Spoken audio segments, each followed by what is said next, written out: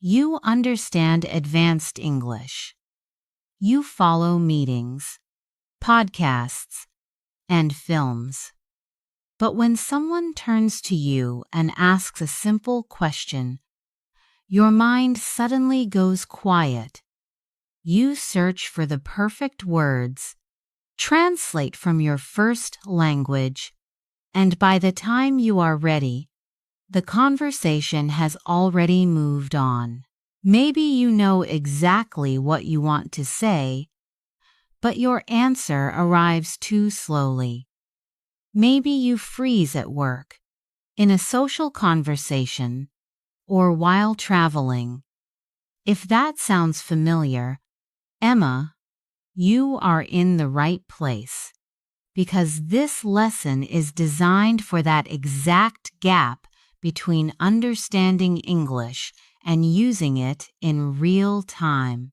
Hello, everyone, and welcome back to Talk Grow English.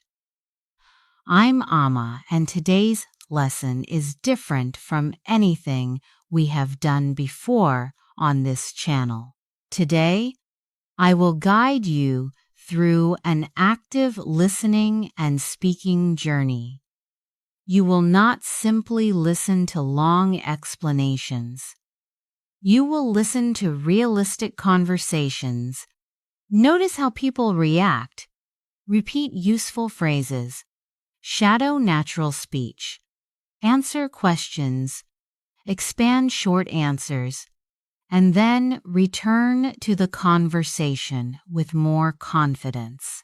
Imagine that you are preparing for a real meeting, a relaxed dinner, or a conversation at an airport. You do not need perfect English in every moment. You need English that is ready when the moment arrives. So we will follow one simple rule: stay with English.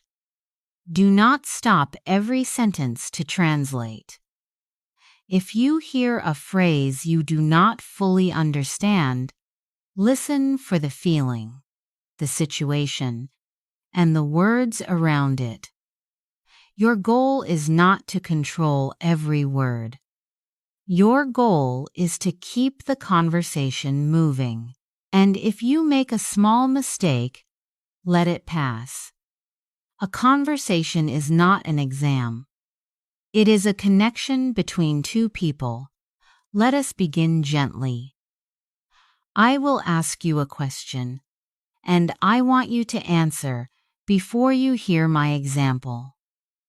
The question is, how has your day been so far? Take a moment, but do not translate. You could give a short answer. It's been pretty good. That answer is clear and natural. But now let us make it a little longer. It's been pretty good. I had a busy morning, but I managed to finish an important task, so I feel more relaxed now. Notice what happened. We started with a short reaction, then added one detail, and finished with a feeling. You do not need a complicated speech. You only need to give the other person something they can respond to. Now it is your turn. How has your day been so far? Answer out loud before you hear my next example. You can begin with, "It's been," and then add one detail about your morning, your work, or your mood. Do not wait for the perfect sentence. Start with the English you already have, and let the next words come naturally. Now that you can see the difference between knowing English and using it in real time, let's begin with the small reactions that keep a conversation moving. A simple answer like, "It's been pretty good," can keep a conversation alive. But then, the other person asks a follow-up question, and suddenly You need to respond before you have translated everything in your head. Does that moment feel familiar? If it does, remember this. You do not need a perfect answer immediately. You need a natural bridge that shows you are listening while your mind prepares the next idea. Imagine someone says, "I've started working from home, and I'm much more productive now." You could respond, "That makes sense," or "I see what you mean." Both phrases connect directly to what the person has said. Let's practice. Listen, I've started working from home, and I'm much more productive now. Now react. I see what you mean. Say it again, but let see and mean carry the energy. I see what you mean. Can you hear how conversational that sounds? You are not forcing a long opinion. You are simply showing interest, and that gives you another second to think. Now someone asks, would you ever move to another country? Perhaps you have no immediate answer. That is completely fine. Say, that's a good question. Let me think for a second. Repeat after me. That's a good question. Then, let me think for a second. Now connect them smoothly. That's a good question. Let me think for a second. While you say that, your mind can organize an answer in English. I'd say yes, but it would depend on the place and the kind of work I could find. Notice the phrase, it depends. It creates thinking space and introduces a condition. You might say, it depends on the situation, or it depends on how much time I have. Your turn. Do you enjoy your job? Begin with it depends, then add one reason. For example, it depends. I enjoy the people, but the schedule can be stressful. Keep speaking even if your sentence is not perfect. Let's try another situation. A friend says, I want to learn another language, but I never have enough time. How would you react? You might say, actually, I have the same problem. Or you could add an idea. The thing is, most people don't need a huge amount of free time. They need a small routine they can repeat. Say this with me. The thing is, I need a better routine. Good. Phrases like actually and the thing is are not empty tricks. They are bridges from your first reaction to your real message. Now answer before you hear my model. What do you usually do when you feel tired after work? Start with, to be honest, I usually, or I'm not really sure, but then add one clear detail. A natural answer might be, to be honest, I usually take a short walk. It helps me clear my head before the evening begins. It is simple, but complete, a reaction, an action, and a reason. And how do you prevent the conversation from ending there? Ask, what about you? That small question returns the attention to the other person and turns your answer into a genuine exchange. So when your mind goes blank, do not panic.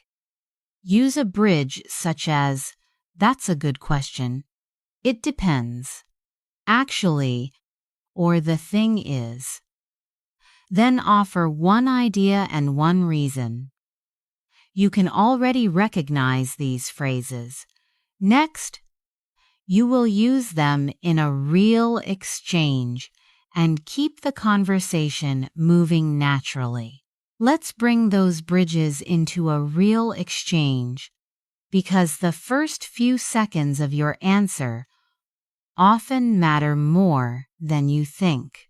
Imagine someone unexpectedly asks, "If you could live anywhere for 1 year, where would you go?" You understand the question, but your mind becomes quiet. You search for the perfect answer, and the other person waits. Instead of disappearing into that silence, say, "That's a good question." Now you still sound present, interested, and relaxed. Try it with me. "That's a good question." Again, with a warm, thoughtful tone, "That's a good question." Notice that "that's" and "a" flow together. "That's a good question." Keep the stress on good and question. Now answer the original question. "That's a good question." "I'd probably live in Italy because I love the food and the slower pace of life." Your answer does not need to be brilliant. The reaction phrase gives your brain a moment to find one clear idea. Here is another unexpected question. What is one habit you would like to change? A very formal response might begin, "I require some time to consider my answer." It is correct, but it sounds distant in an everyday conversation. A more natural response is, "Let me think for a second." Say it with me. "Let me think for a second." In natural speech, "let me" often sounds softer and more connected. Let me think for a second. One more time, without rushing. Let me think for a second. Now listen to the full response. Let me think for a second. I'd like to stop checking my phone first thing in the morning. Can you feel the difference? You are not avoiding the question. You are showing the listener that you are thinking about it. Let's make this personal. What is one habit you would like to change? Begin now with, "Let me think for a second." Keep going. Name the habit, then add a simple reason. You might say, "Let me think for a second. I'd like to go to bed earlier because I'm much more focused when I sleep well." Now let's explore a phrase with a slightly different feeling. To be honest. We use it when we want to share a genuine opinion, especially when that opinion may be unexpected or a little personal. Suppose a friend asks, "Did you enjoy the new restaurant?" You could say, "To be honest, the food was fine, but the place was far too noisy for me." That sounds open without sounding harsh. Your tone matters, so let the phrase feel calm rather than dramatic. Repeat after me, "To be honest." Now connect it smoothly. To be honest, I didn't really enjoy it. Try the longer version. To be honest, I didn't really enjoy it, but I can see why other people love it. Beautiful. You are giving an honest opinion while still respecting another point of view. And notice what happened there. To be honest, gave you a moment to organize your opinion, but it also made your answer feel human and considerate. Now, let's put all three phrases into real situations. I'll ask an unexpected question, and you begin with a natural reaction phrase. What is something you would never want to eat? Start with, "That's a good question." You could say, "That's a good question." I'd say insects, because I'm not comfortable with the texture. Maybe your answer is different. That's completely fine. The goal is not to find the perfect answer. The goal is to stay connected while your answer is forming. Here is another one. Someone asks, "Would you move to another country tomorrow if you had the chance?" Begin with, "Let me think for a second."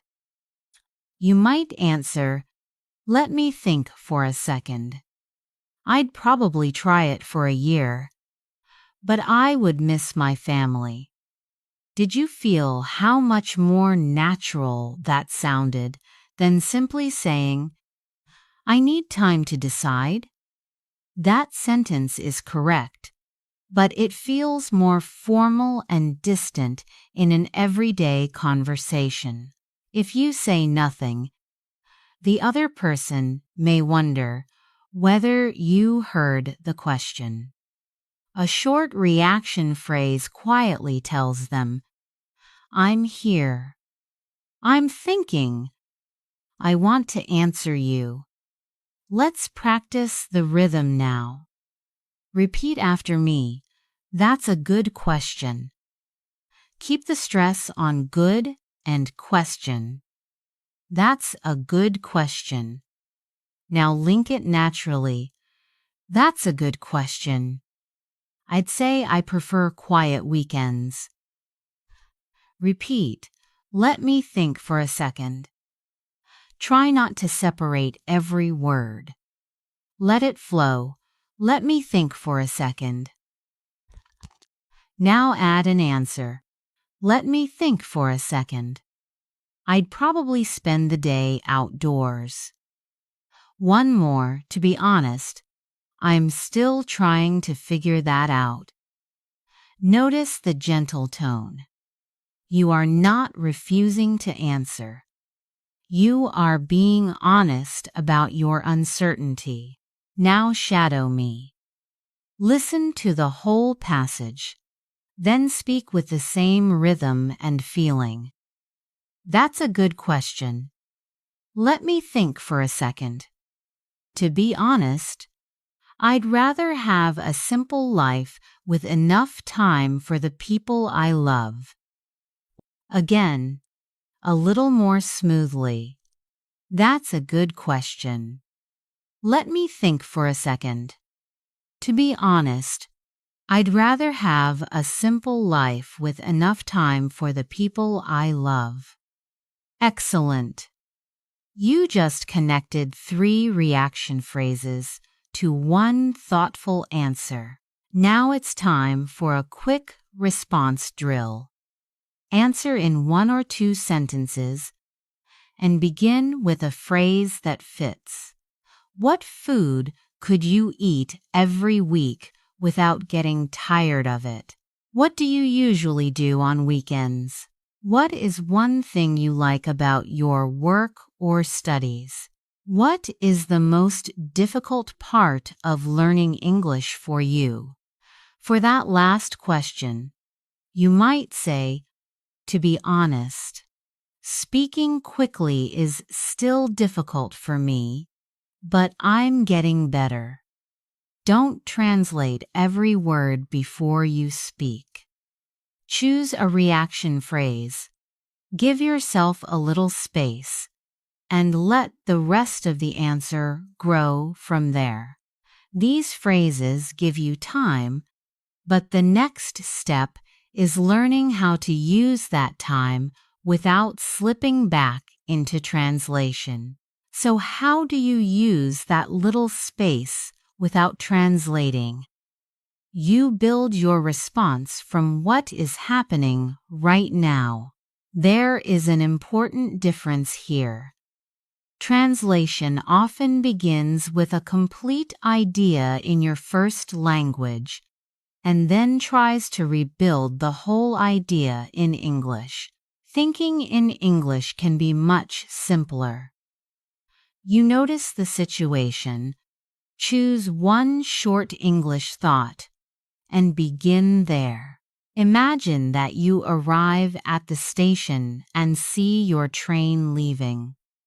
What is your first available thought? It could be, I missed it. That is enough. You do not need to create a perfect explanation immediately. First, connect the scene directly to those 3 English words. I missed it. Repeat after me, I missed it. Now add one natural reaction, oh no, I missed it. And now let the thought grow, oh no, I missed it. I'll take the next one. Did you feel how the answer developed? You began with the clearest thought, not the most impressive sentence.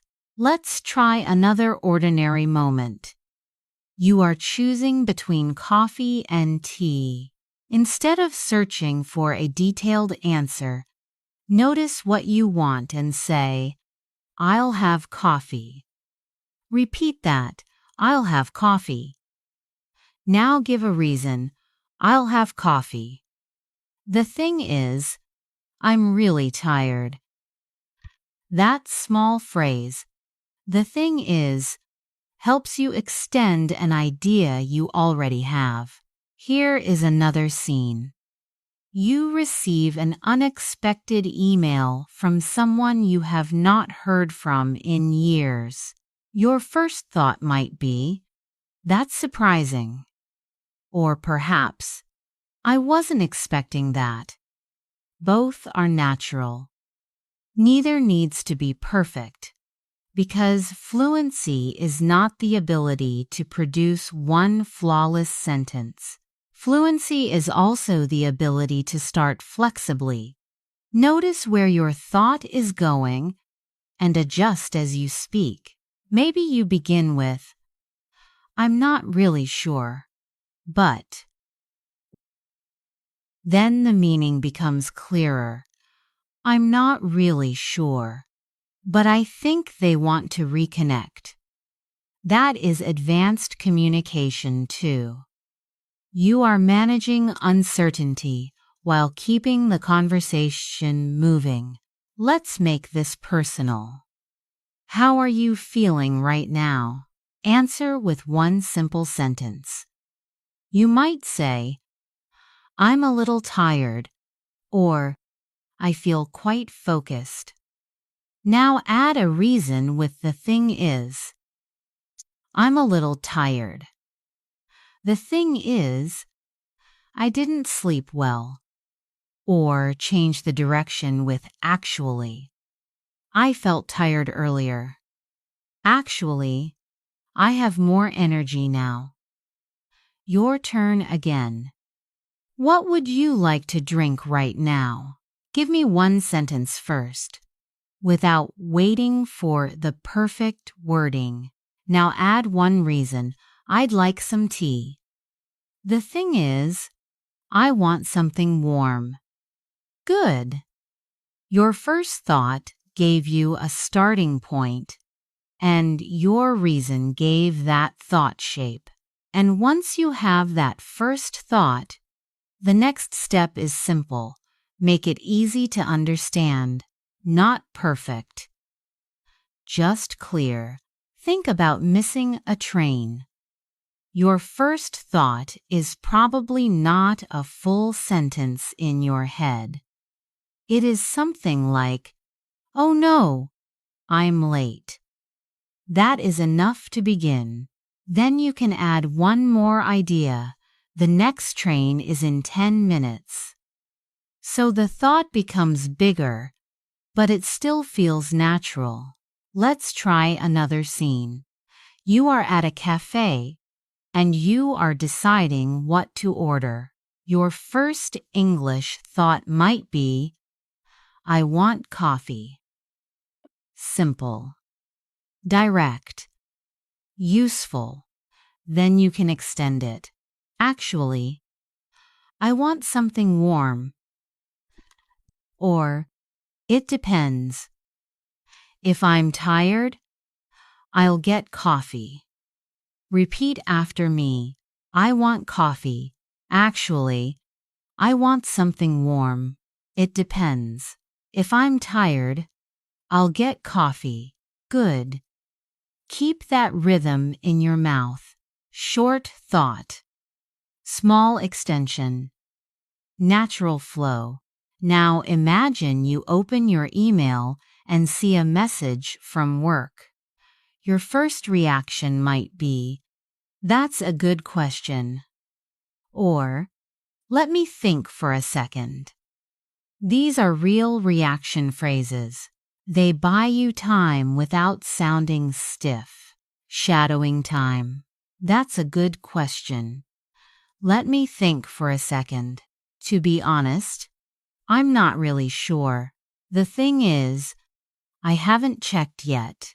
Say them again a little faster. That's a good question. Let me think for a second. To be honest, I'm not really sure. The thing is, I haven't checked yet. Now a quick response drill. What do you say if someone asks you, are you free tonight? One short answer first. Then add a reason with actually or the thing is. For example, maybe. Actually, I'm pretty tired. Or I'd say yes. The thing is, I finish early. Your answer does not have to be fancy. It has to move. One more mini challenge. Look around you right now. Say what you are seeing, doing, or feeling in one short English thought. Then add one small detail. I'm sitting here. I feel focused. I'm holding my phone. I'm waiting for a reply. I'm a little tired. I need a break. That is the skill. Not searching for the perfect sentence. Just noticing the first English idea that comes up and building from there. And when that first thought comes directly in English, it becomes easier to understand and easier to extend. Now let's take a small English thought and turn it into a real answer. This is where many advanced learners get stuck. You understand the question, and you know the topic, but your answer is too short. Someone asks, do you like working from home? And you say, yes. That is correct. But the conversation has nowhere to go.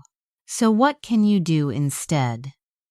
Use 4 small layers and answer, a reason, an example, and a personal detail.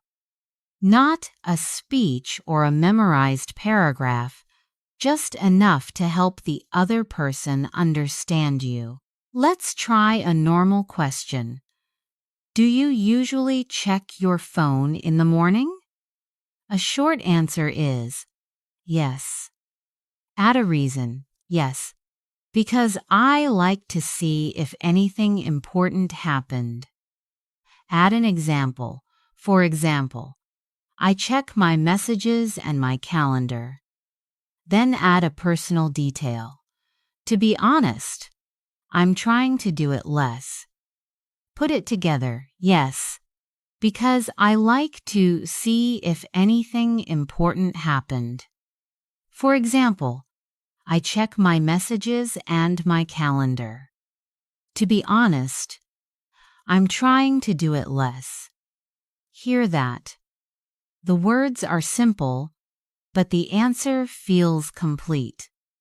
It sounds like real life, not a test. Repeat after me, yes, because I like to see if anything important happened.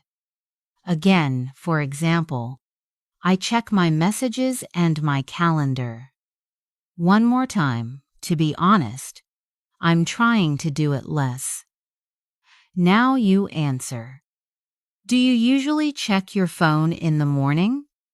Start with yes, no, or it depends, and add one reason. If you gave only one sentence, that's fine. Add one more now. You are not trying to sound impressive. You are trying to stay in the conversation. Let's use not really. The question is, do you exercise every day? You could say, not really. The thing is, my schedule changes a lot. Add an example. Some weeks I walk every day, but other weeks I barely have time. Then add a personal detail. I'd say I'm more consistent when I do something simple. The full answer is, not really. The thing is, my schedule changes a lot.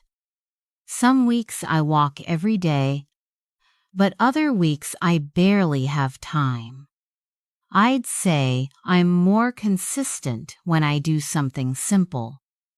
That makes sense, doesn't it?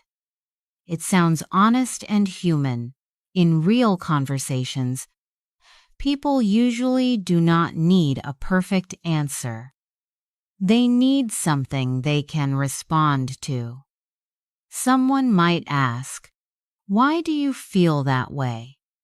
You could say, "Because if the plan is too difficult, I stop after a few days."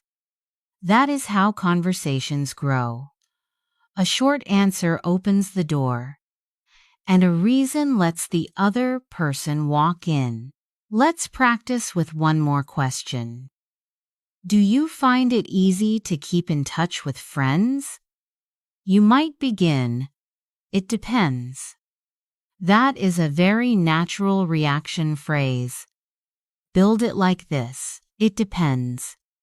If we live in the same city, it's much easier. For example, I can meet someone for coffee after work. But when friends move away, I'm not always good at texting regularly. Now shadow me, it depends. If we live in the same city, it's much easier. For example, I can meet someone for coffee after work. But when friends move away, I'm not always good at texting regularly. Now make it yours. Are you good at keeping in touch with friends? Give me an answer, a reason, one example, and one personal detail. If you get stuck, use this starter. I'm not really sure, but I think. That little phrase gives your brain time and keeps you speaking in English instead of translating.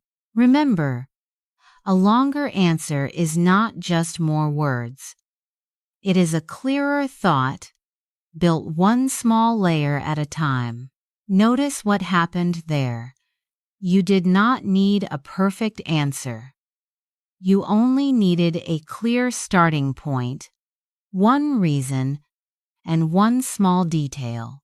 Let's make that structure feel natural. Question 1. Do you use your phone too much? You could say, yes, but the conversation might stop. Try this, yes, probably. I use it to check messages during the day, and I often lose track of time when I watch short videos. Hear the layers? First, the answer, then the reason. Finally, a personal example. Repeat, yes, probably. I use it to check messages during the day. I often lose track of time when I watch short videos. Now answer this. Do you think technology makes life easier? Start with it depends. You might say, it depends. Technology makes everyday tasks easier, but it can also make it difficult to relax. I can work from anywhere, but sometimes I feel I'm always available. That sounds balanced because you are not forcing yourself into a simple yes or no. You are showing how you really think. And if I ask, why do you feel that way? You can say, that's a good question. Let me think for a second. Try the complete response. That's a good question. Let me think for a second. I suppose technology helps most when I use it intentionally rather than automatically. That phrase gives you time while keeping the conversation alive. Here is the next question. Do you enjoy exercising? A short answer is, not really. A developed answer is, not really. I'm not very motivated by traditional workouts, but I enjoy walking because it helps me clear my head. I usually walk after dinner when the weather is pleasant. Do you hear the difference? You are not simply rejecting exercise. You are explaining what works for you. Now your turn. Begin with not really, sometimes, or I'd say yes, and add a reason, an example, and one personal detail. What about this question? Is it easy for you to maintain a healthy work-life balance? You could answer, I'm not really sure, but I think I'm getting better at it. I used to answer work messages late at night, but now I try to finish earlier and protect my evenings. That answer feels thoughtful because it includes uncertainty, change, and a real example. In natural conversation, I think, probably, and in some ways help you sound honest and flexible. You do not have to sound certain about everything. Let's finish with a 30-second challenge. What makes a friendship strong? Use this pattern. Answer, reason, example, personal detail. Start now. A natural answer might be, I'd say trust is the most important thing. The thing is, friends do not have to agree about everything, but they should feel safe being honest. For example, I appreciate friends who can tell me when I'm making a poor decision. Personally, I try to be that kind of friend too. That answer was concise, but it had shape. So when someone asks you a question, do not search for a long speech. Give one clear answer, then let your thought grow. If you are uncertain, balanced, or personal, that is not a weakness. It is often what makes your answer sound real. And once you give a clear answer, the next skill is showing that you can listen to another person's view. Opinions do not exist in isolation. They become part of a conversation. Imagine a colleague says, "I think remote work makes people less connected." Your first reaction may be, "I disagree." But a natural response does not have to begin with disagreement. You could say, "I see what you mean. It depends on how the team communicates." Notice the balance. You acknowledge the other person, then you add your own thought. Repeat after me, "I see what you mean." Again, with a warm, open tone, "I see what you mean." Now add this, "It depends on how the team communicates." One more time, "It depends on how the team communicates." Good. The phrase, "I see what you mean," does not always mean complete agreement. It means, "I understand your point." That small difference can make a conversation feel much less tense. Let's try another question. Is city life better than living in a smaller town?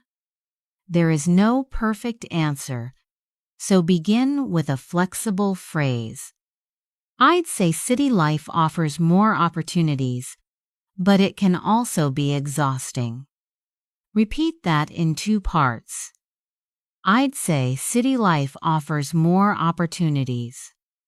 And then, but it can also be exhausting. Now put the two parts together. I'd say city life offers more opportunities, but it can also be exhausting. The word "but" helps you change direction gently. You are not pretending the answer is simple. You are showing both sides. Let's make it more personal. What about you? Would you choose a busy city or a quieter place? Give yourself 3 seconds. Start with "I'd say," and then explain one reason. You do not need a perfect answer. A natural response might be, "I'd say I prefer a quieter place. The thing is, I enjoy having access to nature, and I do not mind traveling when I need something from the city." Did you notice the thing is? It introduces the real reason behind your opinion. It sounds conversational, especially when you want to explain what matters to you. Now let's practice uncertainty. Someone asks, "Will social media become less important in the future?" You might not know. That is completely fine. Say, "I'm not really sure, but I think people will become more selective about what they follow." Repeat after me, "I'm not really sure, but..." Now finish the thought. I think people will become more selective about what they follow. Together, "I'm not really sure, but I think people will become more selective about what they follow." This phrase gives you time to think, but it does not make you sound weak. It tells the listener that you are being honest and careful. Quick response round. I'll give you a topic. Choose "I'd say," "It depends," or "I'm not really sure, but..." before you answer. First topic. Is changing careers after 30 a good idea? Start now. You could say, "It depends." If someone has a clear reason and a realistic plan, it may be a very good idea. Next topic. Are personal goals more important than financial success? Try your answer. One thoughtful response would be, I'd say personal goals matter more in the long run, but financial security still affects the choices people can make. That is the kind of answer we want: clear, flexible, and connected to real life. And when someone responds, do not rush to defend your opinion. First, show that you heard theirs. Opinions do not exist alone, so let's practice the phrases that show another person you are genuinely listening. Exactly. A good conversation is not only about saying what you think. It is also about helping the other person feel heard before you share your own view. Imagine your friend says, "Remote work is better because I can focus without commuting." You do not have to agree completely. Start with, "I see what you mean." Repeat after me, "I see what you mean." This small phrase creates space. It says, "Your idea is reasonable, and I'm listening." Then you can add your different opinion gently. "I see what you mean, but I'd say remote work can feel isolating for some people." Shadow me, "I see what you mean, but I'd say remote work can feel isolating for some people." Notice the movement. First, connection, then, your opinion. You are not attacking the person. You are simply adding another side. Now try this question. Is city life better than living in a small town? Before you answer, choose a listening phrase. If someone loves the energy of a city, you might say, "That makes sense." Then continue, "That makes sense. Actually, I prefer a smaller town because daily life feels less rushed." Repeat the whole response with me. "That makes sense. Actually, I prefer a smaller town because daily life feels less rushed." Actually is useful because it signals a gentle change of direction. Say it warmly, not as if you are correcting someone. Let's make it more real. Someone says, "Social media helps people stay connected."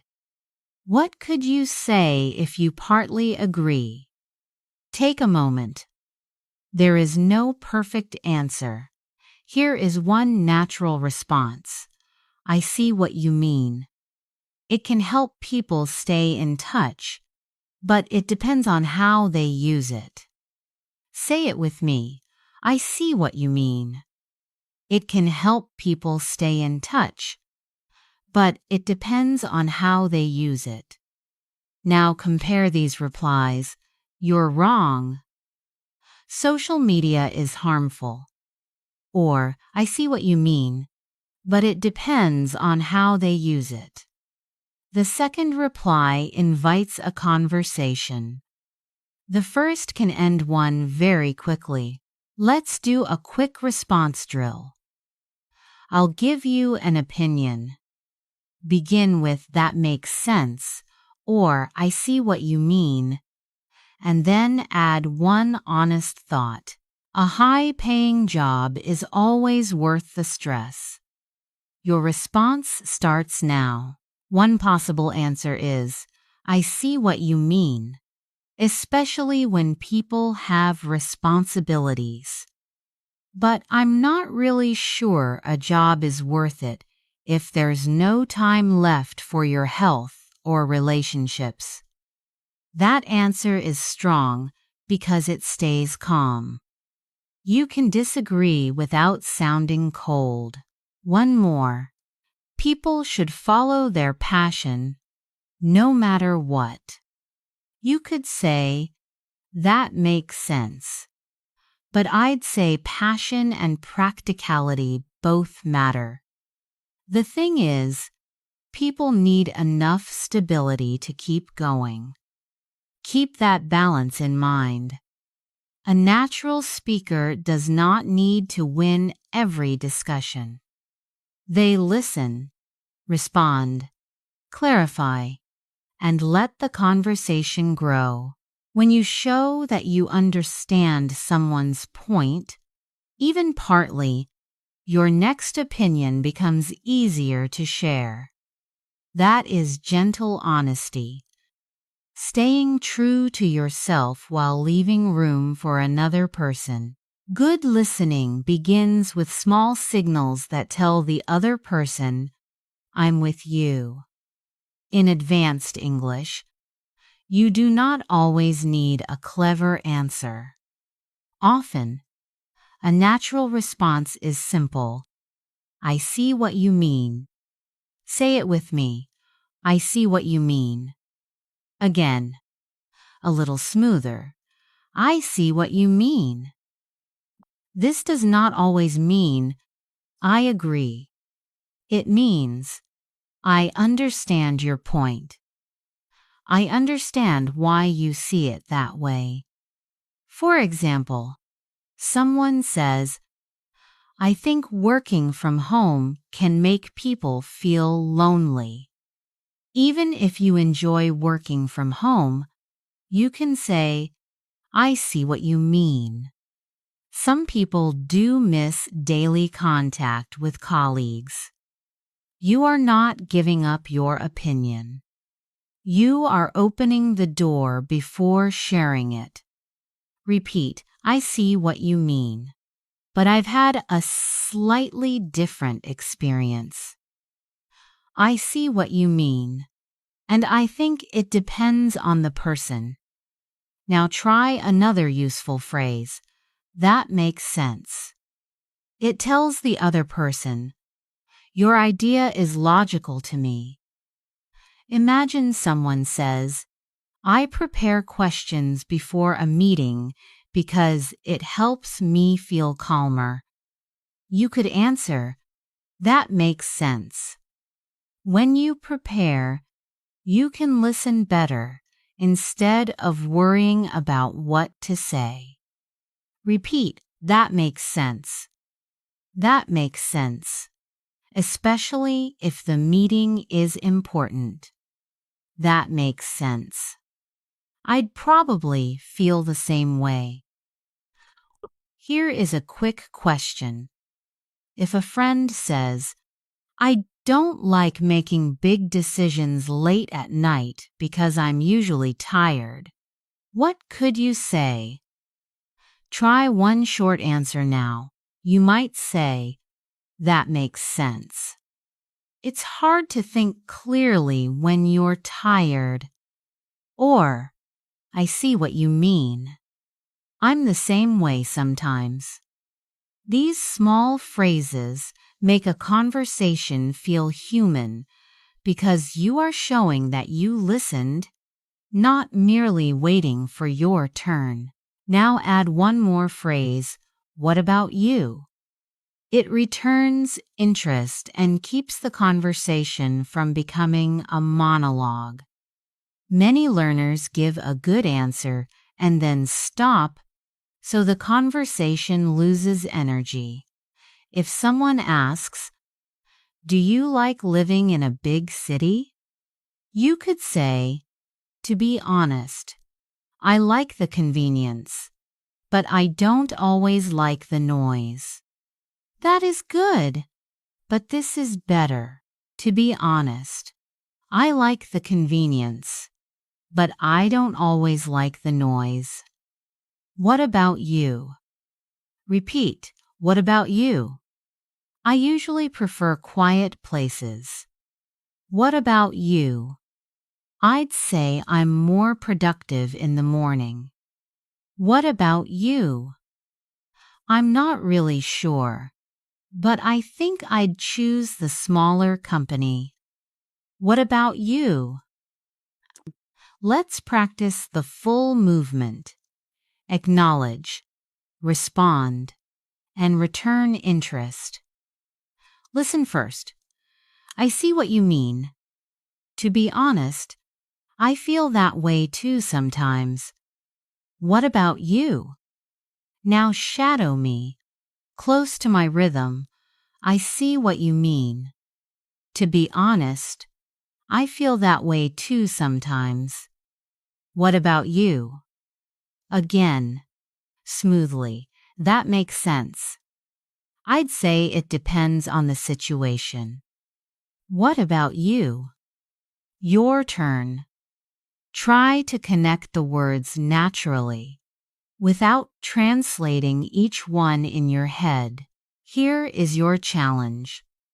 Respond to this statement with one listening phrase, one personal thought, and one question. I think people are becoming less patient because everything online is so fast. Start with, I see what you mean, or that makes sense. Try it now. A strong answer could be, I see what you mean. Actually, I notice that in myself when a page loads slowly. What about you? Do you think it affects how you talk to people too? That is real conversation. You listened, reacted, shared your thought, and kept the other person speaking. Next, we'll build on this skill and learn how to disagree gently without sounding cold or defensive. Before we move on, let's stay with listening for one more moment. This is where many advanced speakers begin to sound much more natural. You may have strong grammar and clear opinions, but if you do not show that you are listening, the conversation can feel one-sided. Imagine someone says, I've been thinking about changing jobs, but I'm worried it might be a mistake. You could answer, I changed jobs last year. That is not wrong, but it moves too quickly to your own story. A warmer response would be, I see what you mean. That's a big decision. What kind of change are you hoping for? Do you hear the difference? You are not simply waiting for your turn. You are helping the other person continue. Repeat after me. I see what you mean. That's a big decision. What kind of change are you hoping for? Again, more smoothly. I see what you mean. That's a big decision. What kind of change are you hoping for? Now compare three useful phrases. I see what you mean shows that you understand someone's point, whether or not you agree. That makes sense goes a little further. It suggests that their reason sounds logical. And what about you? Returns the interest and invites them to speak. Here's a natural example. Someone says, I don't like working from home every day because I start to feel disconnected. You might say, I see what you mean. Do you miss the small conversations at the office? Say it with me. I see what you mean. Do you miss the small conversations at the office? Or make it more personal. That makes sense. To be honest, I think I'd feel the same after a while. What about you? Notice that the follow-up question should sound like curiosity, not an interview. If someone says, I'm trying to spend less time on my phone, one natural question is enough. That makes sense. What made you want to change that? Repeat. That makes sense. What made you want to change that? Good. Now let's try a quick response drill. Keep your answers short, warm, and alive. I say, I find it hard to relax when I still have unread messages. Your response is, I see what you mean. I feel that too sometimes. Now say it. I see what you mean. I feel that too sometimes. I say, I prefer honest feedback, even when it's uncomfortable. You answer, that makes sense. I'd say it helps you grow faster. Your turn, that makes sense. I'd say it helps you grow faster. I say, I don't always know how to start conversations with new people. Try, I see what you mean. What usually makes it difficult for you? Now shadow this full exchange. I see what you mean. Actually, I feel that way in big groups too. What about you? Is it easier for you one-on-one?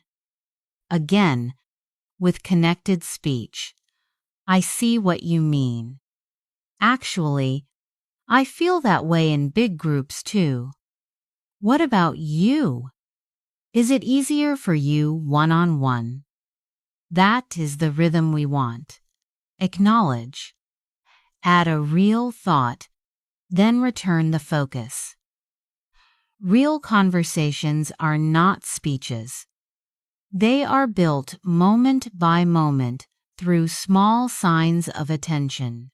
For our final role play, imagine a friend says, I thought I wanted a busier life, but now I think I just wanted to feel more important. Respond with kindness. I see what you mean. That's a really honest way to put it. What made you realize that? Say it with me. I see what you mean. That's a really honest way to put it. What made you realize that? You are not only using English now, you are using it to make space for another person. Next, we'll practice reacting when the meaning is unclear or the conversation suddenly changes direction. When the meaning is unclear, kindness helps you stay calm instead of freezing. Many learners think confidence means understanding everything the first time. But real conversations are not like that. Confident speakers clarify. They say, sorry, I missed the last part, or, do you mean? Then they keep going. Clarification is not failure. It is a normal, useful conversation skill. Imagine someone speaks quickly. You understand the topic, but one detail disappears. You can say, sorry, I missed the last part. Could you say that again? That is already enough. Or be more specific, I missed the last part. What did you say after the meeting? You are not apologizing for your English. You are simply collecting the missing piece. Let's use a workplace example. Someone says, we need to circle back after the client signs off. Perhaps you understand client, but circle back and signs off are unclear. You could ask, do you mean we should discuss it again after the client approves it? That sounds clear and confident, doesn't it? You offer your best interpretation, and the other person can confirm or correct it. Here is another common situation. Someone says, "It's not exactly urgent, but I wouldn't leave it too long." They are not saying, "Do it now," but they are not saying, "Take your time," either. So you might respond, "So, you'd like me to handle it fairly soon, right?" Notice what happens. Vague language becomes a clear action.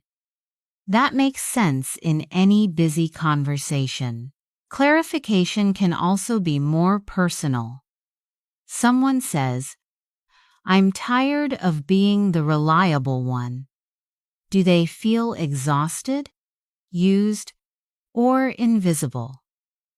The words may be simple, but the feeling needs care.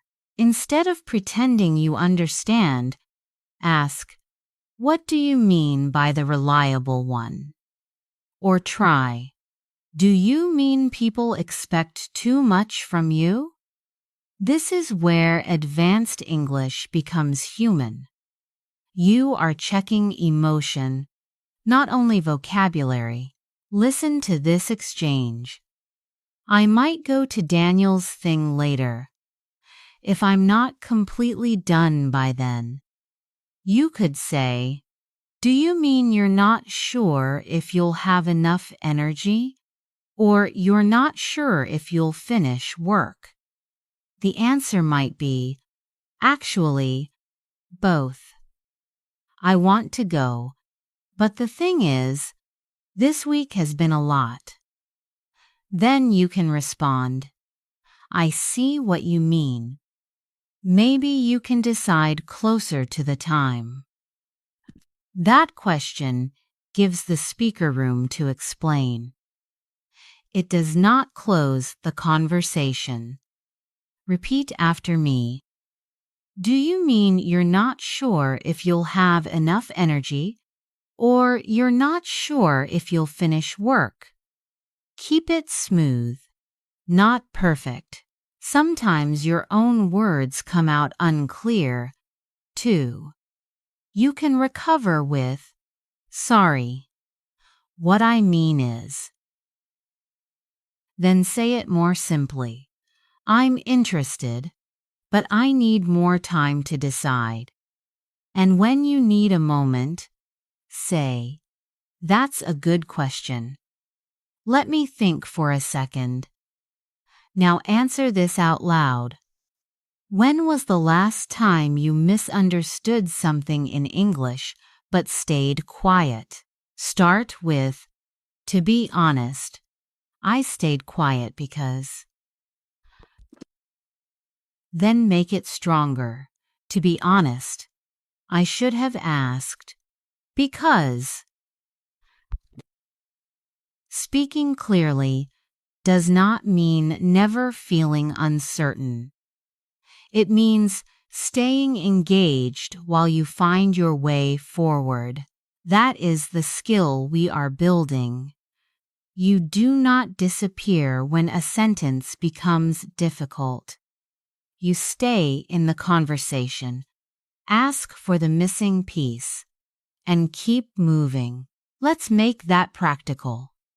Imagine a colleague says, "We'll need to circle back once the figures are in." You understand some of it, but circle back is unfamiliar. Do not pretend. Say, "Sorry, could you say that another way?" The colleague might answer, "Sure. We'll discuss it again after we receive the numbers." Now you can say, "Got it. So we'll review the decision after the figures are available." That small confirmation shows confidence because you are checking the meaning, not apologizing for existing. Try this response. "Do you mean we'll discuss it again after we receive the numbers?" Keep your voice calm. You are not asking for permission to understand. You are making sure you understood correctly. Now let's try fast speech. Listen to this sentence. I was going to mention it, but I ran out of time.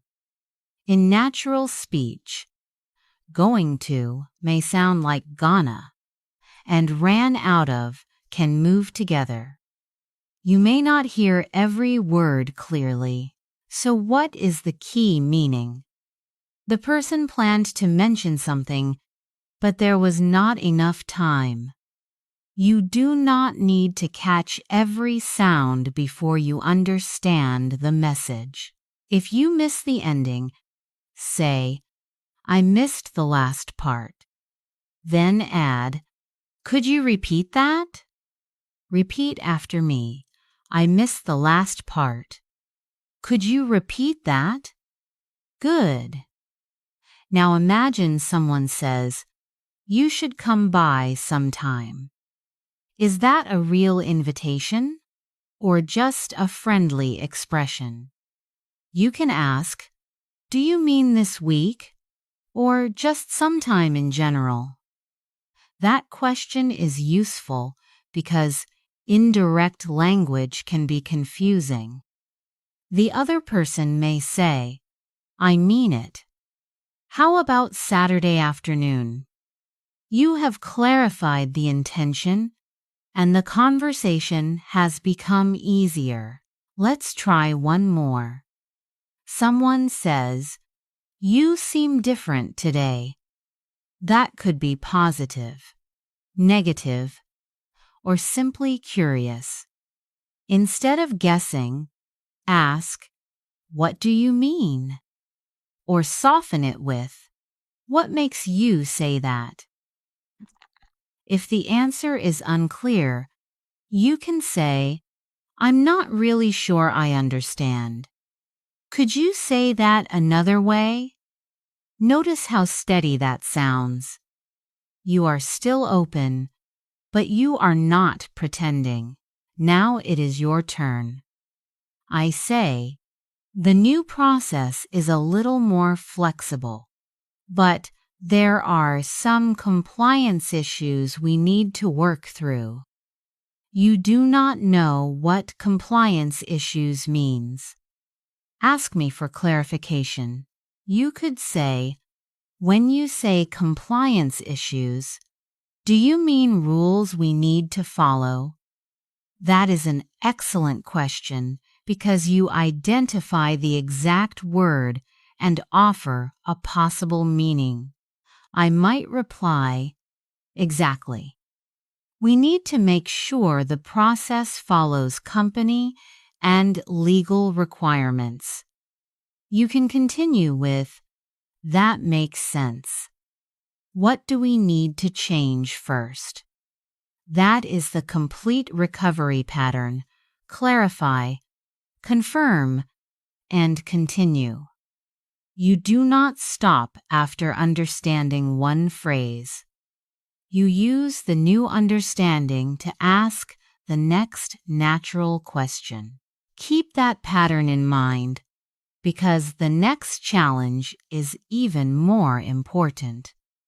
When you can recover from confusion, fast English becomes less frightening.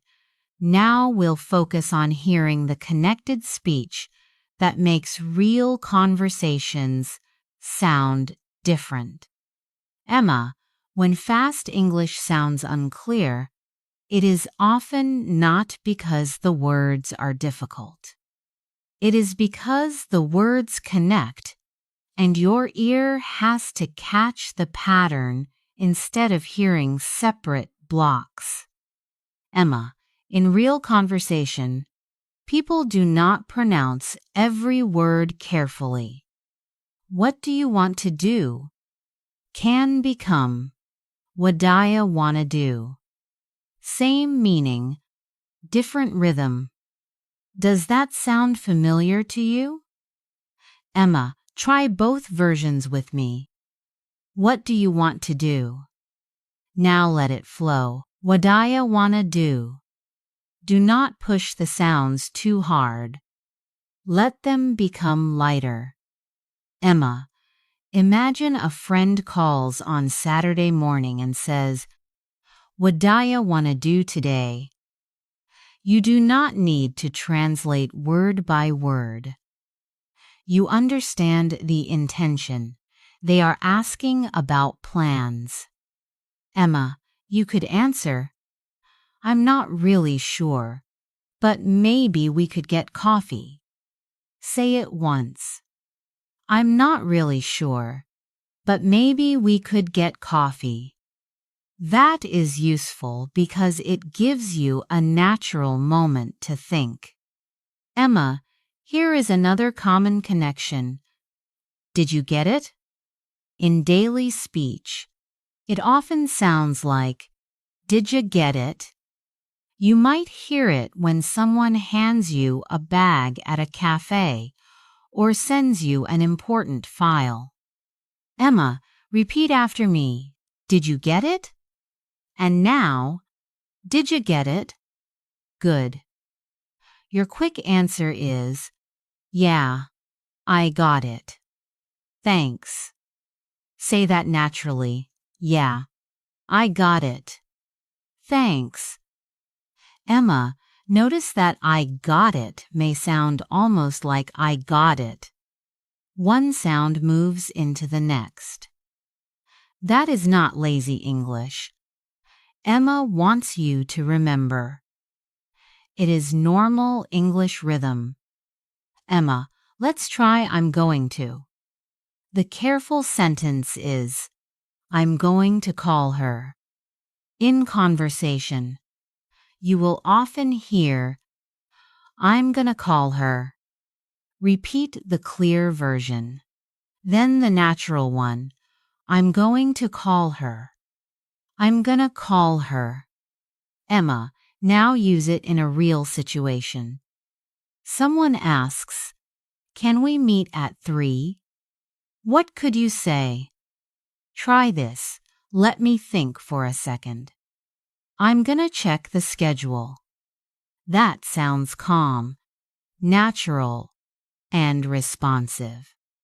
Emma, say it again with me. Let me think for a second. "I'm gonna check the schedule." You are not translating. You are buying yourself time in English. Emma, quick listening challenge. Hear the full meaning first, then say the natural sound. What do ya wanna do? Yes, what do you want to do? Now say, what do ya wanna do? Emma, next one, did you get it? Full sentence, did you get it? Now answer quickly, yeah, I got it. Thanks. That makes sense, right? Context helps your ear do much of the work. Emma, one more phrase. I'm gonna head out soon. Head out means leave. You could say it after dinner, at work, or when you are ready to go home. Repeat, I'm gonna head out soon. Emma, let's make it a tiny conversation. I ask, what do ya wanna do tonight? You might say, to be honest, I'm kind of tired. I'd say we order food and watch something. That sounds warm, honest, and completely natural. Emma, then I ask, did you get my message? You can reply, actually, I saw it, but I haven't replied yet. Actually gently adds information without sounding defensive. Emma, connected speech may feel fast at first, but you do not need perfect speed today. Listen for the shape. Repeat it, and answer with one simple idea. Next, let's build on these sounds and make your reactions even faster in real conversations. Let's stay with this feeling for a moment. Connected speech becomes easier when you hear it in real life, not as a rule you have to memorize. Imagine a friend asks, "What are you up to this weekend?" Carefully, every word is clear. In conversation, it may sound like, "Whatcha up to this weekend?" Same question, different rhythm. Do not chase every tiny sound. Listen for the whole message. Repeat slowly. What are you up to this weekend? Now let it flow. Whatcha up to this weekend? How would you reply? You could say, "I'm meeting some friends," or "I'm not really sure yet. I might just stay in." Notice might just. The words lean into each other. Say it with me. I might just stay in. That sounds relaxed, doesn't it? Now you are ordering lunch. The server says, "Would you like anything else?" In fast speech, you may hear, "Would you like anything else?" It can sound quick at first, but the situation helps you. You are ordering food, so the question is probably about one more item. Repeat the clear version. Would you like anything else? Now the natural version. Would you like anything else? A simple answer is no. That's all. Thanks. Or you could add, "Actually, could I get some water too?" Say that once. Actually, could I get some water too? Good. You are not trying to sound perfect. You are responding naturally. Let's move to work or school. Someone asks, "Are you going to be there at 9?" You may hear, "Are you going to be there at 9?" Listen for the important words, gonna, there, and 9. Small words become lighter, but the meaning remains clear. Repeat, "Are you going to be there at 9?" Now, "Are you going to be there at 9?" Your turn. "Are you going to be there at 9?"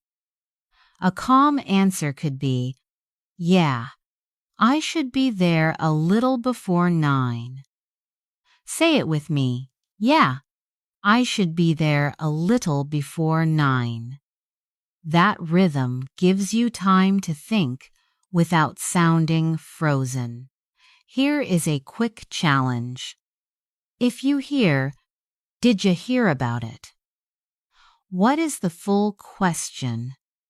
Yes, did you hear about it? Maybe it is news at work, a changed plan, or something surprising nearby. You could answer, "I did, but I don't know all the details." Or keep it short, "No. What happened?" Short answers are powerful when they invite the other person to continue. The thing is, connected speech is not lazy English. It is simply how words move together when people feel comfortable. What do you want to do? Is careful and accurate. What do you want to do? Is more natural and flowing. Both are useful. The goal is to understand first, then choose the rhythm that fits the moment. That makes sense, right? One last response drill. Are you gonna come with us? Answer immediately, "I'd love to, but I'm gonna be busy." Or, "Let me think for a second. What time are you leaving?" That is real conversation.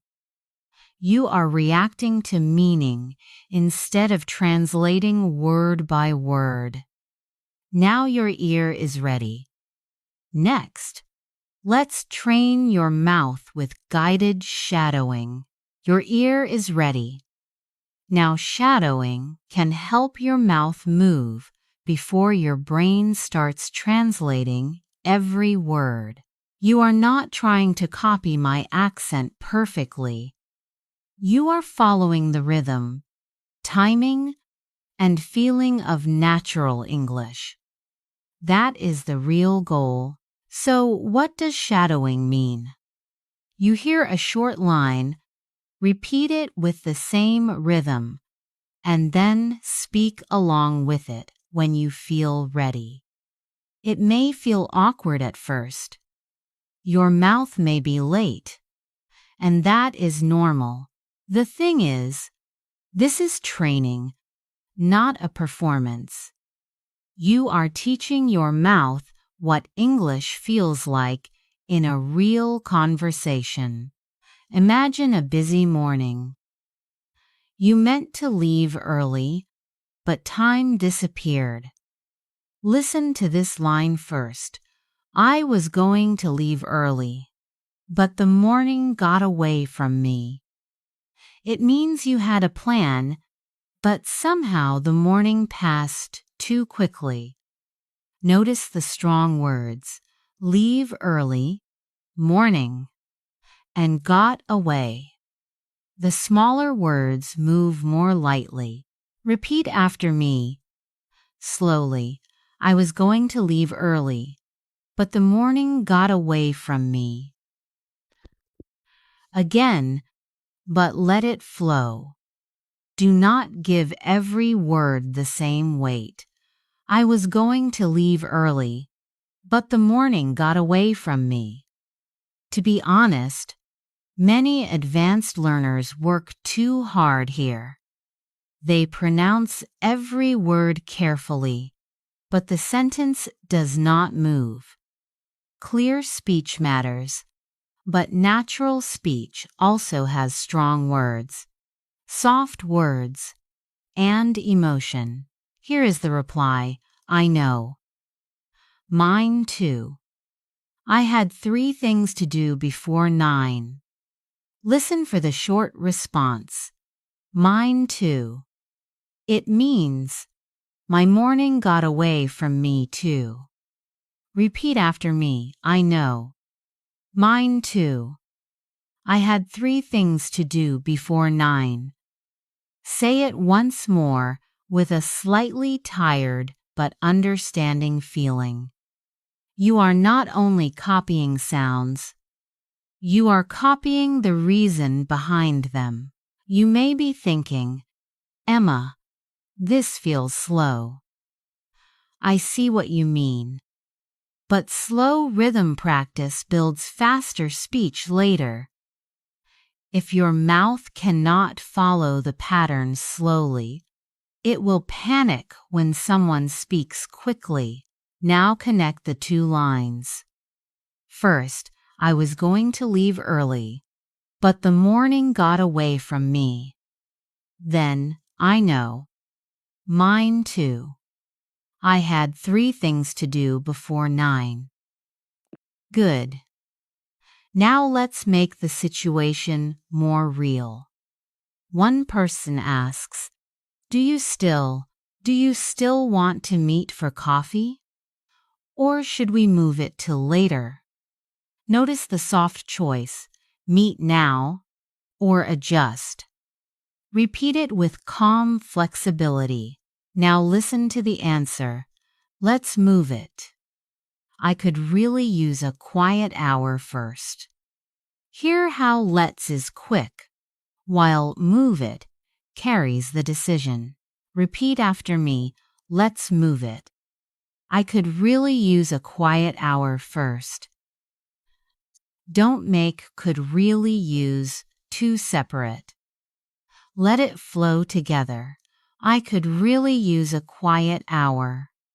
It sounds honest, not dramatic. Say the whole exchange with me now. Do you still want to meet for coffee? Or should we move it to later? Let's move it.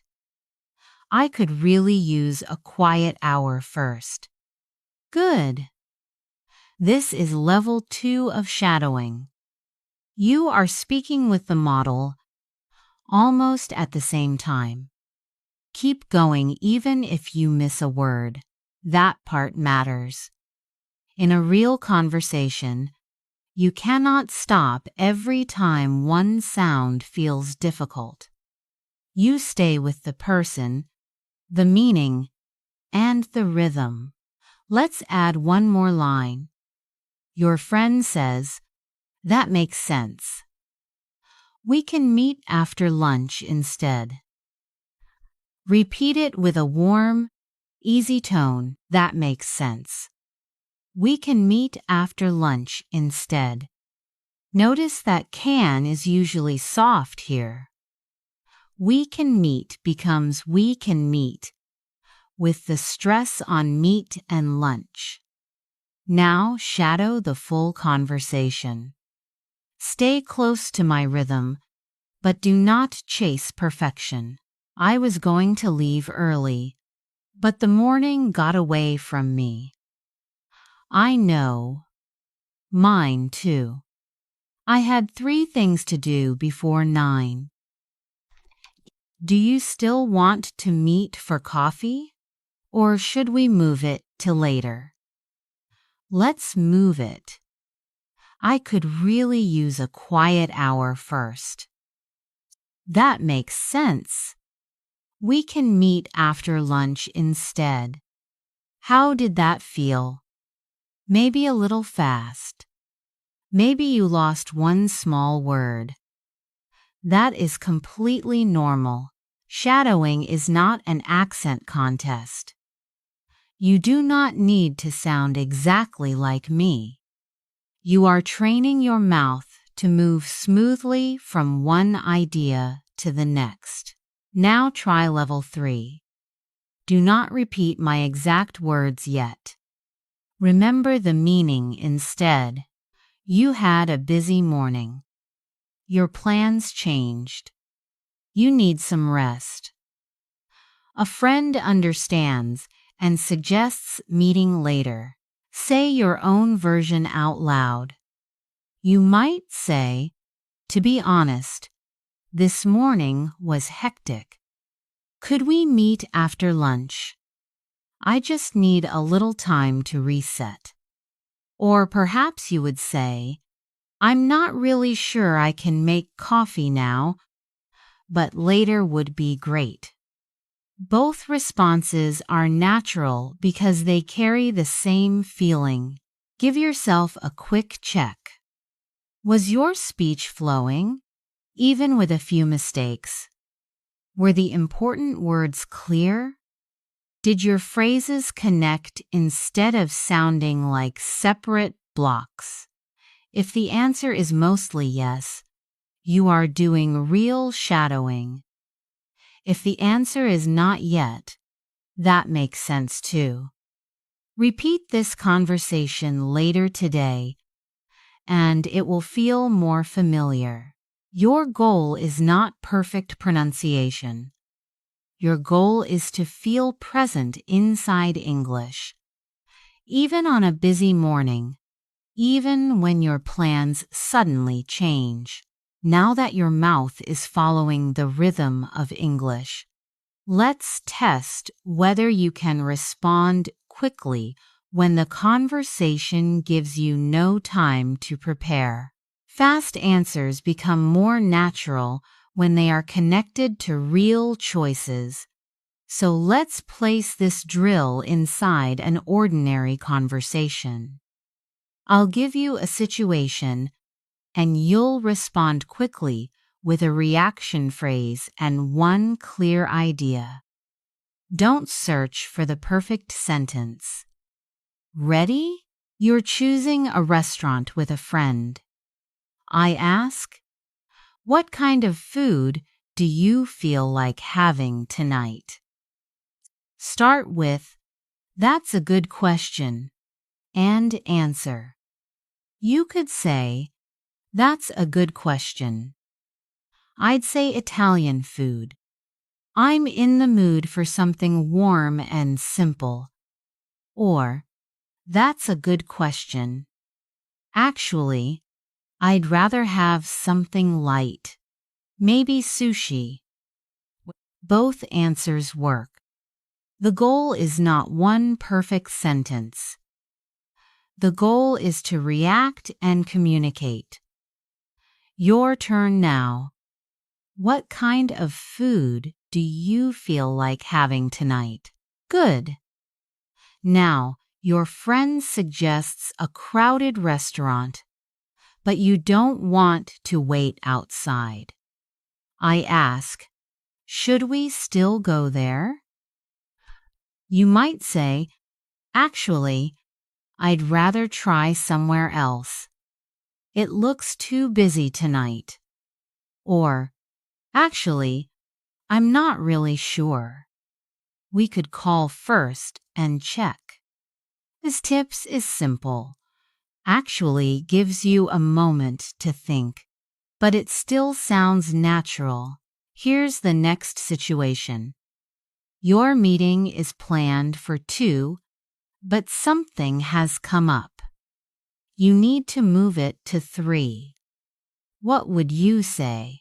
Try, "The thing is, I have a conflict at 2. Would 3 work for you?" Or, "I'm sorry, but could we move the meeting to 3? Now respond immediately. Start with, "The thing is," and explain the change in one sentence. Well done. You don't need a long explanation. In real conversations, a short, clear answer is often more helpful than a detailed speech. Let's try accepting an invitation. A friend asks, "Would you like to come over for dinner on Friday?" You can say, "That sounds great. I'd love to." But if you need time, say, "Let me think for a second. Friday might work, but I need to check my schedule."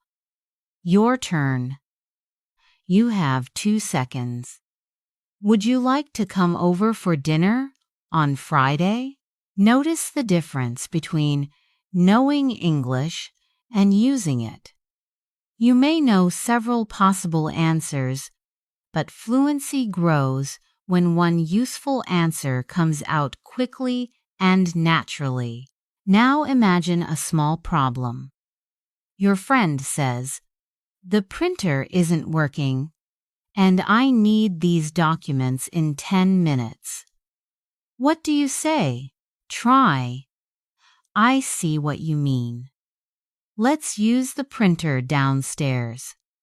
Or, "Actually, we could email the documents instead."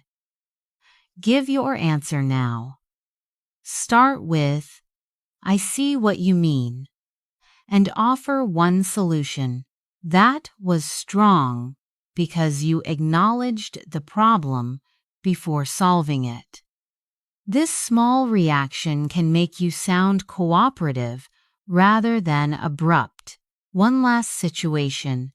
Your friend asks, "Can you recommend a good place for a quiet afternoon?"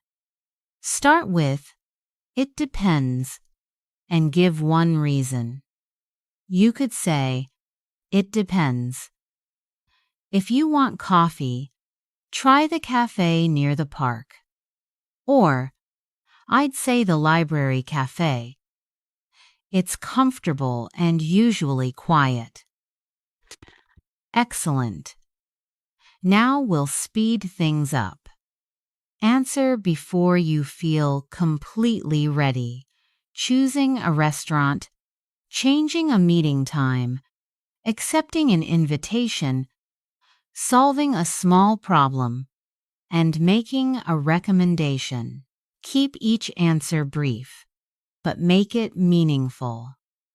You're training your first response, not writing an essay.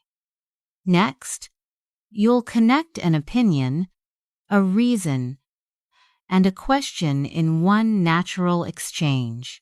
Here comes the final speed challenge. You'll make a choice, give one reason, and ask a follow-up question in one short response. Use this shape, reaction phrase, opinion, reason, question.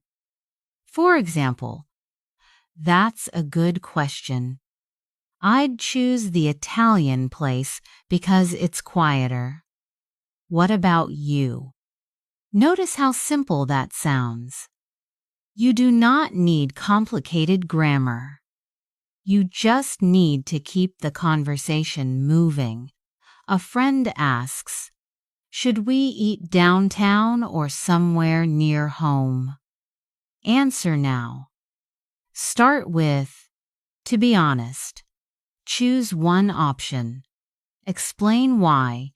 And finish with, "What about you?" You might say, "To be honest, I'd stay near home because downtown will be busy. What about you?" Or, "To be honest, I'd go downtown because there are more choices. What about you?" Both answers work. Fluency is not finding the perfect sentence. It is responding appropriately without freezing. Now we'll reduce the preparation time. Your colleague asks, "Can we move our meeting from 3 to 4? Give a reaction, your answer, and one question. A natural response could be, "Actually, 4 works better for me. Should I update the calendar?" Short, clear, and useful. Here's another one. Someone invites you to dinner tonight, but you feel tired. What do you say? You could answer, "That sounds lovely, but I'm quite tired tonight. Could we meet this weekend instead?" If your answer was different, that's perfectly fine. It only needs to fit the situation and sound like you. Let's go faster. Your phone battery is almost dead, and you need directions. Ask a friend for help. Try this. The thing is, my battery is almost dead. Could you send me the address? Notice the useful phrase, "the thing is." It gives you a moment to explain the problem naturally. One more. A visitor asks what they should do nearby. Give your opinion, one reason, and a question. You might say, "I'd say you should visit the local market because it feels lively and authentic." Do you enjoy trying new food? Now combine everything under pressure. You have less than a minute for 5 choices. Trust your first clear idea. Where should we have lunch? Can we meet half an hour later? Would you like to come to a concert on Friday? The Wi-Fi isn't working. What should we do? And what would you recommend for a relaxing weekend? If you answered all 5, even briefly, you practiced an essential advanced skill. Staying present while the conversation changes. Maybe one answer felt awkward. That makes sense. Speed grows through many small attempts, not one flawless performance. Try the 5 prompts once more, but vary your openings. "Actually, that's a good question. Let me think for a second. It depends, and I'm not really sure, but." Keep your voice calm. Fast does not mean rushed. It means you can find a useful response without translating every word first. Real fluency often sounds simple: a quick reaction, a clear choice, a brief reason, and a question that invites the other person in. Now let's place this skill inside an ordinary conversation. Let's put this skill into a conversation many people know well: a busy week, a full inbox, and the feeling that you should still be doing more when the day is already over. Imagine I ask you, "How has your week been?" Don't search for a perfect answer. React naturally. You could say, "To be honest, it's been pretty intense. I've had a lot to deal with." Repeat after me. To be honest, it's been pretty intense. Now add one true detail. Was it a deadline? Family responsibilities? Too many meetings? Or lots of small tasks competing for your attention? How has your week been? To be honest, it's been pretty intense. I've been trying to finish a project, and meetings have taken up more time than I expected. That sounds exhausting. Have you been working late every day? Not every day, but more than I planned to. The thing is, I work from home, so it can be hard to know when work is actually over. That sounds familiar to many people, doesn't it? The thing is helps you explain a reason without sounding defensive. Say it with me. The thing is, it can be hard to know when work is over. When does your workday really end? Is there a clear moment, or do messages follow you into the evening? You might say, "It depends. On a normal day, I stop around 6, but when something is urgent, I keep checking my messages." It depends is useful because life is rarely simple. It lets you show both sides of a situation instead of giving a quick yes or no. Flexible work sounds convenient, though. Doesn't it make life easier? Actually, it does in some ways. I like having more control over my schedule, but I think flexibility can also blur your boundaries. I see what you mean. You can work anywhere, so you start feeling as though you should be available everywhere. Exactly. "I see what you mean" is a thoughtful reaction phrase. It shows that you are listening before you offer your own view. Repeat it naturally. "I see what you mean." Now give a longer answer. Does flexible work improve balance or make it harder? Begin with, "I'd say." For example, I'd say it improves balance when people set clear limits. Otherwise, work can slowly fill every quiet moment. That answer is calm, clear, and mature. You give an opinion, then explain why. You do not need complicated vocabulary to sound advanced. Do you find it easy to rest after a demanding week? I'm not really sure, but I think I've become better at it. I used to feel guilty if I wasn't being productive. Really? Even at the weekend? Especially at the weekend. I would sit down to relax, Then think about all the things I had not finished. Does that touch something real for you? Try one honest sentence. Yes, I sometimes feel guilty when I rest because. Then finish it with your own reason. Maybe you feel behind. Maybe other people expect too much. Maybe you are simply used to being busy. The goal is not perfect English. The goal is to stay with your thought, connect your ideas, and let your voice sound like you. Real conversations are not always neat, especially when work and stress are involved. Imagine someone asks, "What would help you feel more balanced?"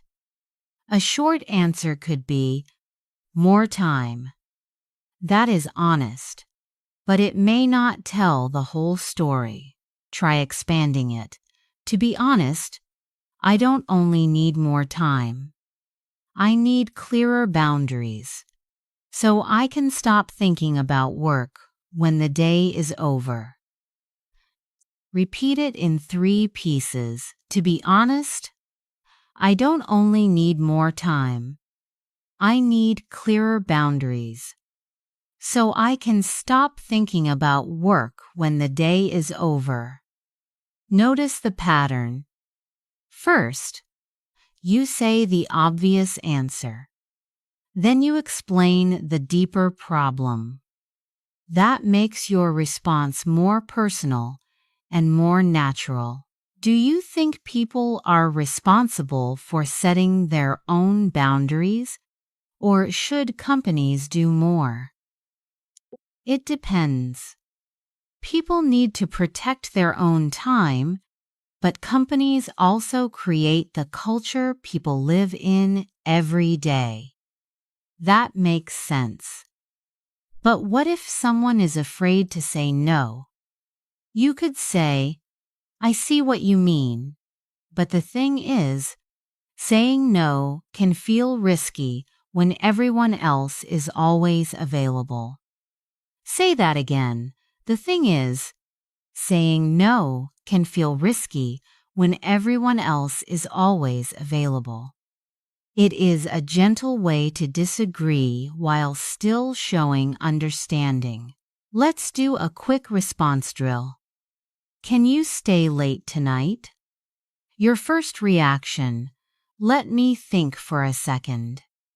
Are you unhappy with your workload? You could answer, "To be honest, it has been a lot recently."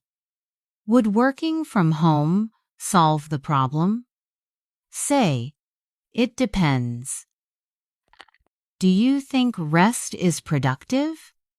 Say, "That's a good question." These phrases give you thinking time.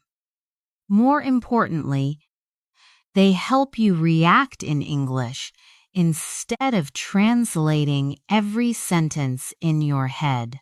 Now let's try a mini role play. You seemed tired in the meeting today. Is everything okay? To be honest, I've had a demanding week, and I'm finding it hard to switch off. Is it mainly the workload or the pressure around it? I'd say it's both. The workload is high, but the pressure to respond quickly makes it feel heavier. Shadow that line with me. I'd say it's both. The workload is high, but the pressure to respond quickly makes it feel heavier. Keep the words connected. Let the sentence flow instead of stopping after every word. Now answer personally. What makes work feel heavy for you? The number of tasks, the deadlines, the people, or the feeling that you must always be available? Begin with, "I'd say the hardest part is." Then add one example. I'd say the hardest part is the constant switching between tasks.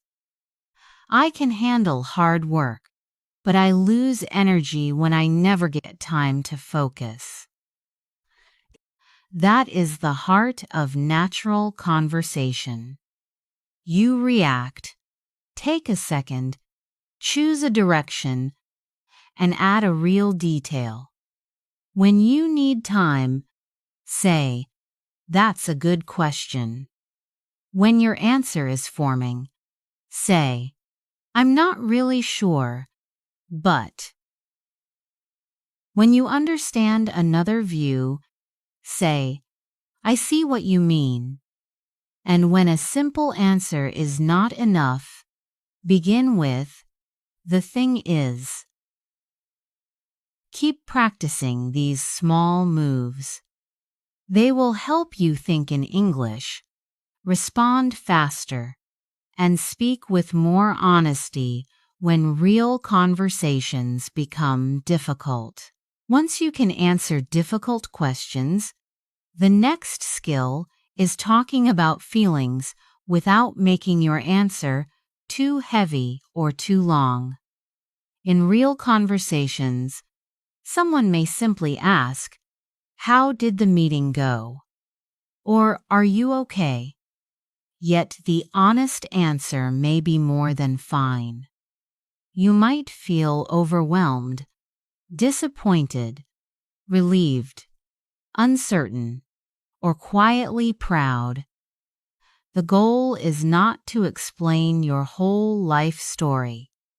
Give one feeling, one reason, and sometimes one small image.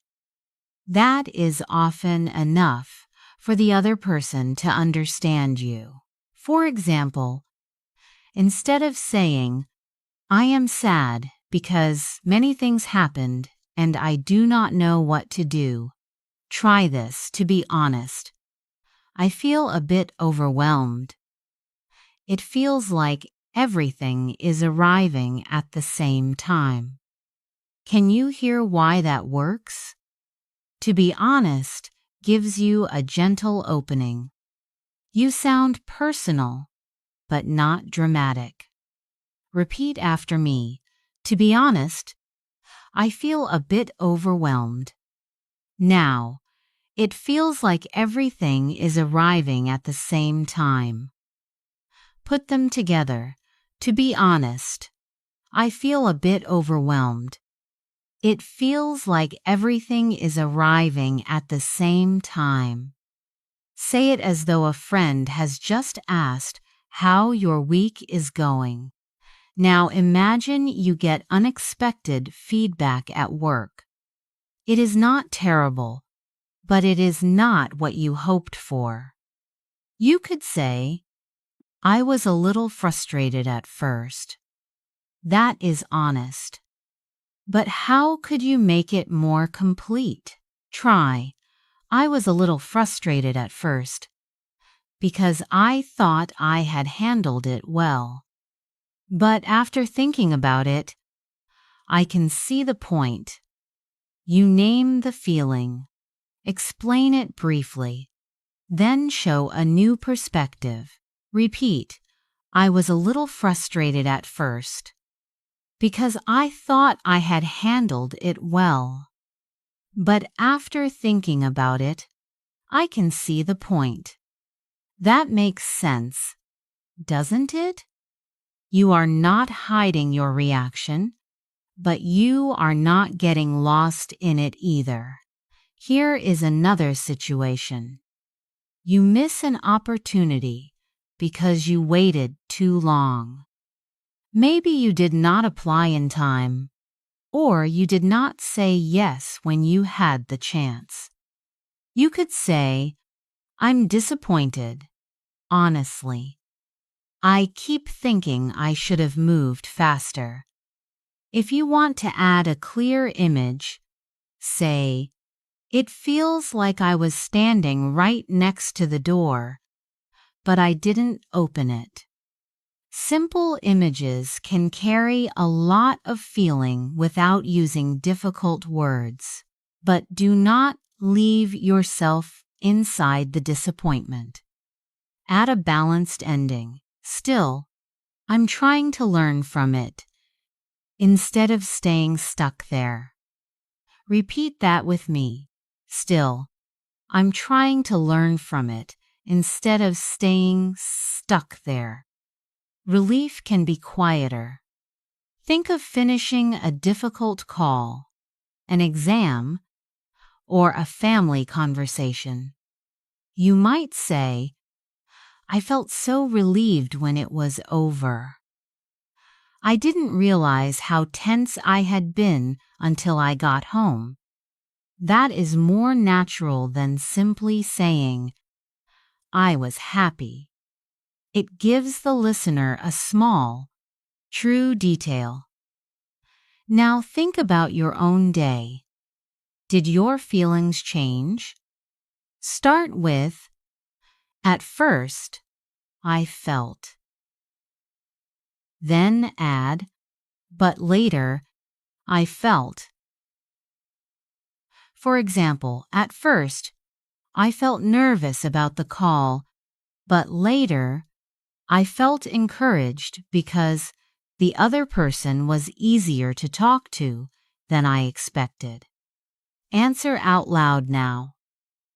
Keep it simple. One feeling, one change, one reason. Notice how the answer did not need to be perfect.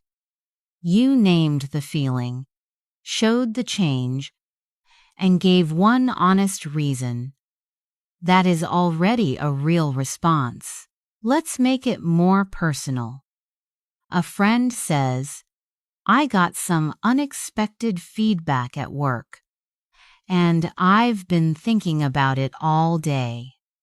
What would you say first? You do not need to solve anything.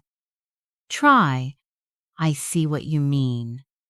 Unexpected feedback can stay with you, especially when you care about your work. Repeat after me, I see what you mean. Unexpected feedback can stay with you. Feel how it recognizes their experience before offering advice. Then ask, was it mostly difficult to hear, or was some of it helpful? That gentle question gives them space. It also sounds more natural than jumping straight to, what happened? Shadow the full reply with me. I see what you mean. Unexpected feedback can stay with you. Was it mostly difficult to hear, or was some of it helpful? Here is another everyday situation. Your friend says, I turned down an opportunity, and now I'm not really sure if I made the right choice. You could say, that makes sense. Big decisions can feel clear at first, then feel uncertain later. Doesn't that sound warm without being overdramatic? Repeat, that makes sense. Big decisions can feel clear at first, then feel uncertain later. You can add a small connection while keeping the focus on them. I've felt that way too. Sometimes you need a little distance before you can see why you chose what you chose. Try it in pieces. I've felt that way too. Sometimes you need a little distance before you can see why you chose what you chose. Do not translate each word. Let the idea move forward in English. That kind of response may sound simple, but it can make someone feel much less alone. Now imagine someone says, I'm overwhelmed. There is so much to deal with, and I can't seem to switch off. You might feel tempted to tell them what to do. But first, Try empathy. Say, "I'm sorry you're carrying so much. Do you want to talk it through?" Or, "Would you rather take your mind off it for a while?" Repeat after me. Do you want to talk it through? Or, would you rather take your mind off it for a while? This works because you do not assume you know what they need. Now make it about your own life. Think of a day when your feelings changed. At first, you may have felt frustrated. Then something shifted. By the end, perhaps you felt relieved or quietly proud. Use this pattern. At first, I felt. Then, by the end of the day, I felt. Because, for example, at first, I felt frustrated because nothing was going as planned. Then I focused on one small task. By the end of the day, I felt quietly proud because I had made progress. Quietly proud means you feel good about what you did, even without attention or applause. And that is a feeling many people understand. So remember, name the feeling, respond with care, and ask one thoughtful question. Next, let's practice how to listen to someone's story and reply with empathy in a fuller, more natural conversation.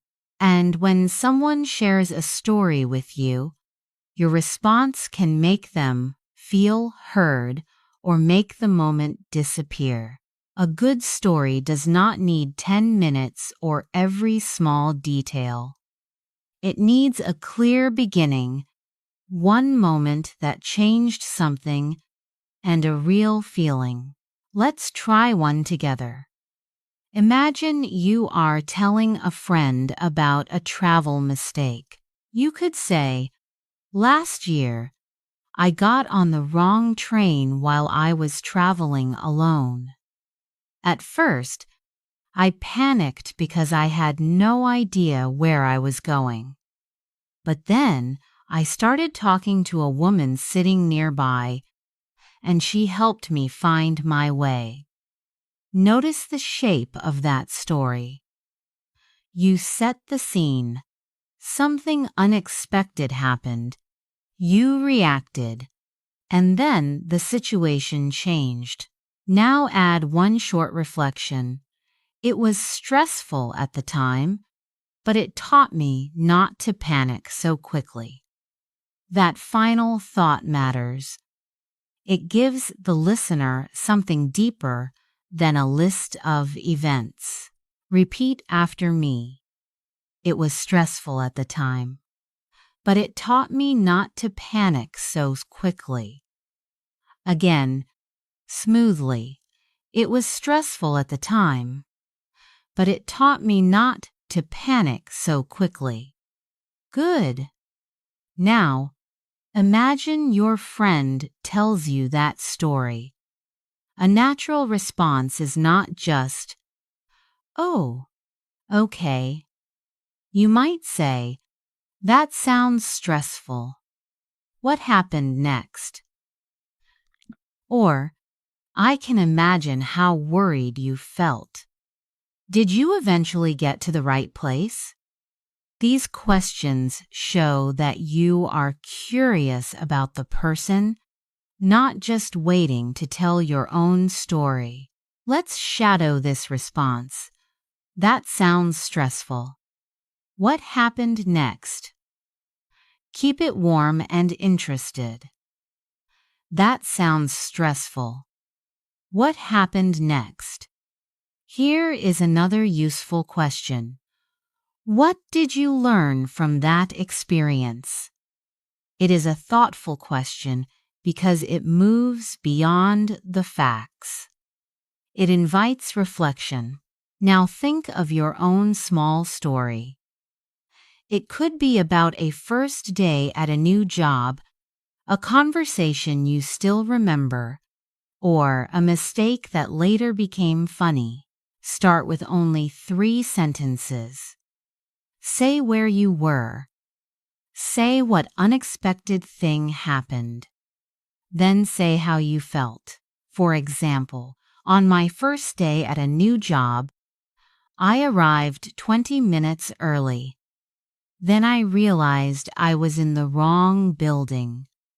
I felt embarrassed, but I asked for help and found the right office. Your turn. Tell your story out loud in 3 sentences. Do not search for perfect words. Keep moving.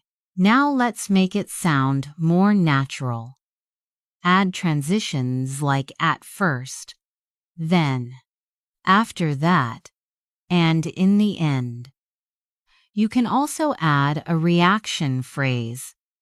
To be honest, I wanted to go home. Or, actually, I laughed once I realized what had happened. Try this longer version. On my first day at a new job, I arrived 20 minutes early. At first, I felt prepared and confident. Then I realized I was in the wrong building, and to be honest, I felt completely embarrassed. After that, I asked someone for directions. In the end, I arrived only a little late, and everyone was very kind. Did you hear how the story becomes easier to follow? The transitions give your listener a path, and the feeling gives your listener a reason to care. That is the heart of a good story. You are not trying to impress people with every detail. You are helping them see what happened and feel why it mattered to you. Now, a story becomes a real conversation when the other person shows curiosity. Imagine you have just told me about getting lost on your first day at work. I might say, "Oh no, what did you do when you realized?" That question is simple, but it invites you to continue. Repeat after me. What did you do when you realized? Good. Here is another useful question. How did that make you feel? This is not just a polite question. It gives the speaker space to share the human part of the story. Repeat after me. How did that make you feel? And when the story has finished, you can ask, what did you learn from that experience? That is a good question when someone is talking about a mistake, a difficult moment, or a change in their life. Say it with me. What did you learn from that experience? Let's try a short exchange. I will tell you something, and I want you to respond out loud before I continue. Last year, I missed my train while traveling alone. At first, I panicked because I had no idea what to do. Then, a stranger helped me find another route. What could you ask me? You could say, "Did you get to your destination on time?" Or, "Were you still nervous after that?" Now listen to my answer. Actually, I arrived much later than I planned, but I felt calmer. The thing is, I learned that asking for help is usually easier than worrying alone. How would you respond? Try, "I see what you mean. That must have been stressful at first." Say it slowly. I see what you mean. That must have been stressful at first. Notice that you do not need a brilliant reply. You only need to show that you heard the person and understood the feeling. Let's practice with a different story prompt. Think about a memorable conversation you had. Maybe someone gave you advice. Maybe you spoke to a person you did not expect to connect with. Tell it in 3 sentences first. Where were you? Who were you talking to? What stayed with you afterward? Then expand it. You might say, a few months ago, I had a long conversation with an old friend. We were talking about work, and she asked me whether I was really happy. To be honest, that question stayed with me for days. Now imagine I am listening. I could ask, what did you say to her? Or, did that conversation change anything for you?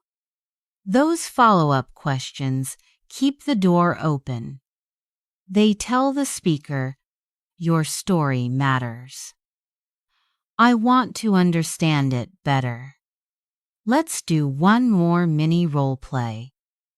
You tell me, I used to be afraid of speaking English in meetings, but I started practicing short answers every day. I respond, that's a big change. What helped you feel more confident? Then you could say, I'm not really sure, but I think I stopped expecting myself to sound perfect. And I might say, that makes sense. When you let go of perfection, it is easier to stay present in the conversation. A good story invites another perspective, so next we'll practice comparing ideas and disagreeing without making the conversation feel tense. And that is exactly why disagreement does not have to feel like a wall between 2 people. It can be an invitation to look at the same idea from another angle. Let's try a familiar topic. Some people say online learning is better than classroom learning because it is flexible and convenient. Do you agree? Give yourself a short answer first. You might say, I see what you mean. Online learning gives people more freedom, especially when they have work or family responsibilities. That sounds open and respectful. But maybe you do not completely agree. Then add your different view. The thing is, it can be difficult to stay focused when you study alone at home. Listen to the full response. I see what you mean. Online learning gives people more freedom. The thing is, it can be difficult to stay focused when you study alone at home. Now repeat after me. I see what you mean. The thing is, it can be difficult to stay focused. Good. Notice that you are not saying the other person is wrong. You are simply adding something important. Let's make it more personal. Imagine someone says, living alone is always better because you can do whatever you want. Maybe part of that sounds true to you.